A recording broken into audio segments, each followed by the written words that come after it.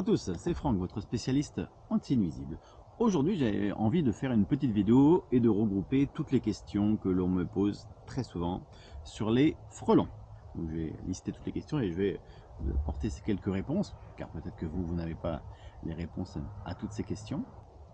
Première question, est-ce que les frelons meurent l'hiver?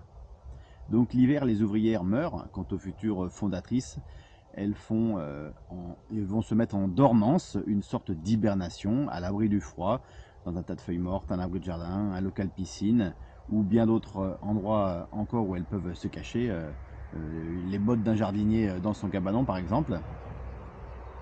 Et au printemps, voire même fin février, si le climat est propice à leur sortie, elles sortent de leur hibernation et commencent à construire un nid que l'on va appeler un nid primaire. Alors qu'est-ce qu'un nid primaire? C'est pareil, on me pose souvent la question. C'est les nids que l'on va avoir en général à partir de fin février, on va les trouver.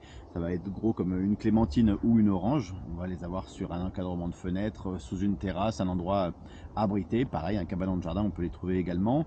À l'intérieur, il y a juste la fondatrice qui donc du coup dépose ses œufs pour le développement des larves. Et une fois que les frelons seront tous nés de ces larves, ils vont quitter le nid primaire pour aller créer un peu plus haut et un peu plus gros un nid que l'on va souvent retrouver au mois de juillet, août ou septembre, ça dépend de l'endroit où il est caché.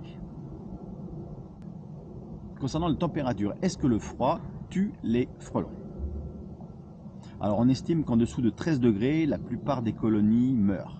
Avec le réchauffement climatique, évidemment, ces périodes auront tendance à de plus en plus se réduire. C'est pour ça que l'on retrouve des fois, début décembre, encore des nids de frelons où il y a encore une légère activité, mais en tout cas, ils ne sont pas tous morts. Quelle est la durée de vie d'un frelon? Alors la durée de vie d'un frelon est d'environ 3 semaines. En fin d'été naissent les mâles et les futures reines. Et une fois fécondées, ces futures reines deviendront donc du coup les fondatrices de l'année suivante et ce seront les seules à survivre à l'hiver. Et ce cycle de vie se reproduit chaque année de la même manière. À quel moment meurent les frelons? Alors cette période s'appelle la diapause. Les ouvrières ayant une durée de vie limitée de 3 à 4 semaines, elles meurent au début ou mi-novembre, c'est toujours pareil, ça dépend du climat que l'on va avoir à ce moment-là. Et le nid que l'on va découvrir souvent qui est très gros et très haut, un nid que l'on découvre au mois de décembre ou janvier, il ne sera jamais réutilisé. Il va finir par se dégrader avec la pluie, le vent, etc. Alors, il peut malheureusement effectivement un jour tomber, mais en tout cas un nid trouvé qui a été traité ou pas d'ailleurs ne sera jamais réutilisé. Qui est le prédateur du frelon? Alors, depuis son introduction en Europe, il est la proie de certains oiseaux comme les guêpiers, les rapaces. D'autres également comme la mésange, la pie ou les corneilles peuvent s'attaquer à leur nid. En général, elles vont s'attaquer à leur nid en fin de saison parce que le nid est bien moins occupé qu'en plein été. Pourquoi les frelons rentrent dans les maisons le soir? Alors si vous avez des frelons qui rentrent le soir, c'est parce qu'ils sont tout simplement attirés par la lumière. Donc il n'est pas rare de voir un frelon qui va rentrer si vous avez laissé la porte ouverte avec la lumière. Généralement ce sont des frelons européens. Les frelons asiatiques sont eux dans le nid et ils y restent. Le nid de frelons, les européens, ils sont attirés par la lumière. Donc il suffit d'éteindre la lumière, ils vont finir par sortir, refermer les fenêtres éventuellement si vous n'avez pas envie qu'ils reviennent dès que vous allez allumer. Alors, comment savoir si un nid de frelons est actif? Alors vérifiez déjà à l'œil nu ou à l'aide de jumelles l'activité du nid. À partir du mois de décembre, le nid va se vider de ses occupants, mais attention, quelques individus peuvent encore s'y trouver. Une fois vide, comme je dis tout à l'heure, le nid ne sera jamais recolonisé.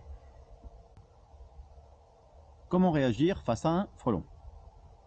Comment réagir face à un frelon? Tout simplement, c'est un petit peu comme les guêpes, s'il vous tourne autour, si vous agitez, il peut malheureusement finir par vous piquer. Restez calme, il va finir par partir.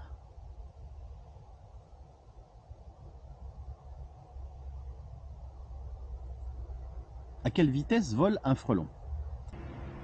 Alors le frelon asiatique fait une envergure d'environ 4 cm et il vole à une vitesse de pointe d'environ 20 km/h.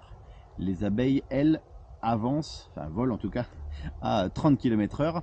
Elles ne sont donc pas en danger quand elles sont en vol, elles sont en danger quand elles approchent d'une ruche par exemple et qu'elles vont du coup diminuer leur vitesse. Voilà, j'espère que ces petites questions vous ont été utiles. Si vous en avez d'autres, n'hésitez pas à la mettre en commentaire. J'y répondrai dès que possible. Bon allez, faites attention à vous et à bientôt.